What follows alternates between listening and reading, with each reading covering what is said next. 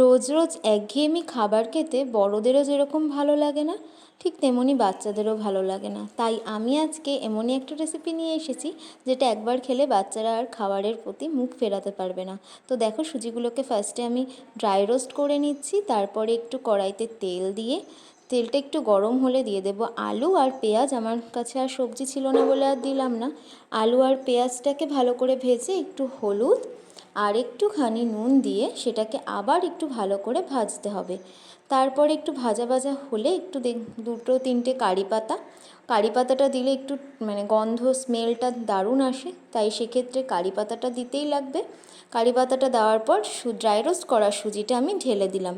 তারপর dry roast করা সুজিটা আমি একটু নাড়াচাড়া করলাম। তারপর এটাতে একটু জল মেশাবো। জল মেশানোর পরে কি হবে, সুজিটা একটু ফুলে উঠবে আর বাচ্চাদের পেটও অনেকক্ষণ ভরা থাকবে।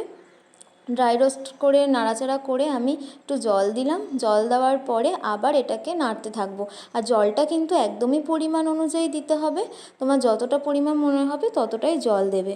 জল দেওয়ার পরে আমি এটার মধ্যে একটু চিনি দিয়ে দেবো। একটু মিষ্টি মিষ্টি ফ্লেভার হবে, ভালো লাগবে খেতে। আর বড়রা যদি খেতে চাও তাহলে অবশ্যই একটু লঙ্কা দিও, একটু ঝাল ঝাল লাগবে। এটাকে ঝাল সুজিও বলে, কিন্তু আমি যেহেতু আমার বেবির জন্য বানাচ্ছি তাই সেক্ষেত্রে এটাকে মিষ্টি সুজি বলা যেতে পারে। তো তোমাদের কেমন লাগলো অবশ্যই আমাকে কমেন্ট করে জানিও। আর একবার এটা বাড়িতে ট্রাই করে দেখো, বাচ্চারা তো খুব ভালো মতো খাবে, খুব চেটেপুটে খাবে, নেক্সট দিন আবার চাইবে। এই রকম সহজপাচ্য রেসিপি যদি আরও পেতে চাও তাহলে অবশ্যই আমাকে লাইক, কমেন্ট আর শেয়ার করো। আজকের মতো টাটা।